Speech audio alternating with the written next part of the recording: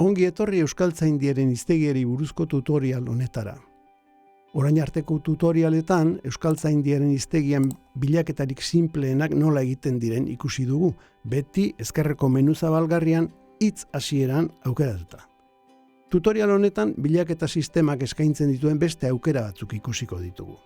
Ezkerreko menu horretan bigarren aukera, hau da, hitz amaieran aukera hautatuz, esate baterako atzizki jakin bat duten hitzak bila daitezke.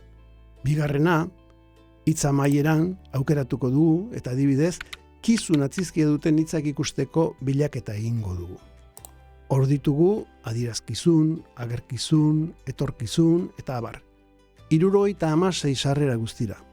Edo behar bada, bertsotan jarduteko errimak landu nahiko dituzu eta tzi bukaera duten hitzak zein izan daitezken ikusi. Orain, kizunen ordez, tzi jarriko dugu eta bilatu botoia sakatuko dugu. Horra azalduko zaizkigu, ontzi, astera utzi, ahoko zuloan utzi, eta abar. Errima hori duten hitzak. Ezkerreko menuko hirugarren aukera bilaketa zehatza da. Begira zein den hitz hasieran eta bilaketa zehatza aukeren arteko desberdintasuna. Hitz hasieran aukeratuta buru bilatuko dugu lehenbizi. Lehenengo sarrera buru sarrera da, baina horren atzetik 200 gora emaitza daude. Bata bestearen atzetik denak ikusten joatea oso asturen litzateke. Horren ordez, bilaketa zehatza egingo dugu.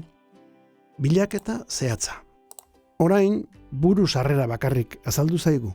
Sarrera horrek zer azpizarrera dituen ikusi nahi dugula. Hortxe dugu, sarreraren barrenean, azpizarrerak botoi berdea. Hori sakatutakoan, buru sarreraren azpizarrera guztien zerrenda agertuko zaigu. Eta horren barruan, ikusi nahi ditugunak aukera ditzakegu. Klik egin eta ikusiko ditugu esate baterako baratxuri buru edo betiko lepotik burua eta abar. Ezkerreko menuan hurrengo aukera du da. Horrek karaktere segida bat edozein posiziotan duten sarrera eta azpizarrerak bilatzeko balio du. Adibidez, arte zatia dutenak.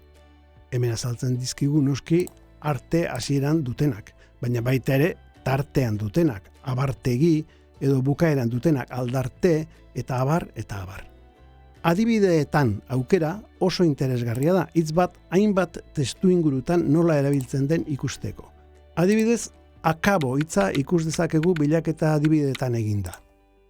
Akabo orduan nahi den adiskide hori, adostasunak eta abar. Hainbat sarrera eta azpizarreratan dago akabo hitza duen esaldiren bat. Hori nahikoa ez badugu, lexikoaren behatokira joko dugu eta hor hainbat testuingurutan ikusiko dugu hitza. Ikusi. 1985 agerraldi. Definizioetan bilatzeko aukeraren adibide bat ikusiko dugu orain. Demagun, intsektuei buruzko lan bat egin behar duzula eta arlo horretako euskal hitzak bildu nahi dituzula. Kontuan izan, Euskaltzaindiaren hiztegia ez dela enziklopedia bat, beraz, hitzei buruzko informazioa eskuratuko duzula eta ez arlo horretako jakintza. Menuan aukeratuko dugu definizioetan, eta bilaketa laukian intsektu hitza ipiniko dugu. Horra azaltzen zaizkigu, intsektuak jaten dituzten animaliak, intsektuak berak, intsektu motak, hainbat eta hainbat kontzeptu intsektuekin lotura dutenak, eta horien artean seguru azalduko zaigula erle esate baterako. Eta erle bilatzen badugu, azalduko zaizkigu erlerekin zerikusia duten kontzeptuak. Abaraska, andere, argizari, arrada, basaezti eta abar. Lehenengo tutorialean ikusi genuen zer diren taxonak. Bizidunak izendatzeko izen zientifikoak.